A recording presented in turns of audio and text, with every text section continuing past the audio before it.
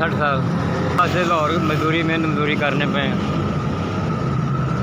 काम में भी साढ़े को तेल होंगे ने सट्टां दे बवासीर की दवाई होंगी गर्मी की दवाई होंगी तेन धक्का दे रहे हैं आवाम खराब हो चुकी है रोज़ी जी है हूँ बहुत मुश्किल है बनती लेकिन हूँ मजबूर हाँ कम सिख बैठे हैं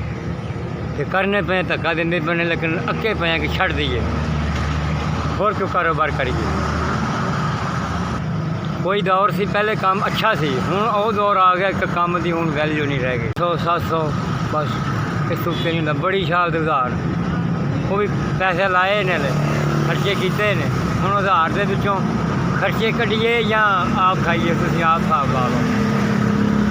लेकिन किराए का घर है 4 बच्चे ने बूढ़ा माई बाप है मेरे तो सवा होर उन्होंने आसरा भी कोई नहीं मैं ही उन्होंने सारा कुछ हाँ उन्होंने गुरबत के अंदर मैं पिसदा पाया बच्चा मेरा मोटरसाइकिल का काम सीखता पाया तो वसायल जोड़े ने पूरे नहीं होंगे बहुत औखा मां अपनी मकान भी नहीं है रहन का किराया तो मिनट मर महीना आ जाता है रोज़ी बने ना बने साइयां के किराए मंगने ने बहुत गरीब आदमी बड़ी दलदल के फसिया होया बड़ा औखा वक्त कट रहा मोबाइल जनाब है ही नहीं मैं गरीब बंदा रोटी नहीं पूरी दी मोबाइल कितों लैना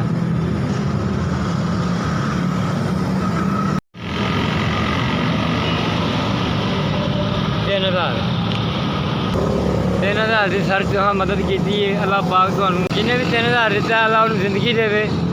अल्लाह उन्हें खुशी नसीब फरमाए